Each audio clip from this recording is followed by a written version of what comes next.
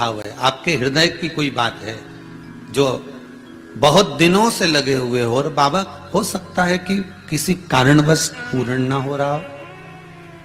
कई लोग कह भी देते हैं गुरुदेव, कोई कोई कहते हैं, जैसे आज कोई कह रही थी बच्ची की मैंने शिव महापुराण में पशुपति व्रत सुना और उसको करा, उसका लाभ मुझे मिला।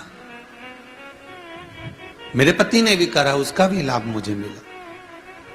पर एक काम गुरुदेव ऐसा अटका हुआ है कि वो काम हम करना चाह रहे हैं, व्रत भी कर लिया, अनुष्ठान भी कर लिया, पर फिर भी वो व्रत के कारणवश भी वो कार्य नहीं हो रहा।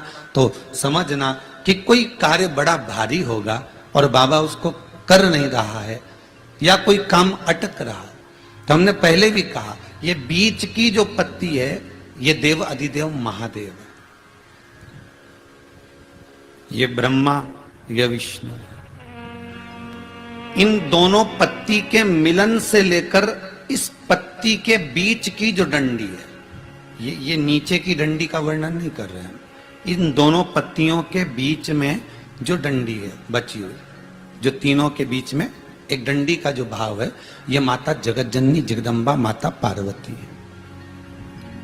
इस डंडी के नीचे का जितना भाग है ये 33 कोटि देवताओं को दर्शाता है। बेलपत्री के नीचे पिछले वर्ष की श्रावण की कथा यदि आप निकालेंगे और उसको पेज पर जाकर आप सुनेंगे तो आपको प्राप्त होगा कि उसमें भी कहा था कि जब आप पशुपति व्रत कर रहे हो या कोई नियम धारण कर रहे हो या कोई आपने नियम उठा रखा है और वो कार्य आपका हो ही नहीं रहा, आपने 2 बार पशुपति व्रत कर लिए, आपने ये कर लिया, आपने प्रदोष कर लिया, आपने सोमवार कर लिया, आपने सारे अनुष्ठान कर लिए, बहुत सारे उपाय भी करे तो भी नहीं हो रहा है, तो इस बीच वाली पत्ती पर शहद लगाकर बाबा का जो शिवलिंग है उस शिवलिंग को इसको छुआ दीजिए या उससे चिपका दीजिए और उस पर अपनी हथेली रखकर कामना कर कर वापिस घर को आ जाइए।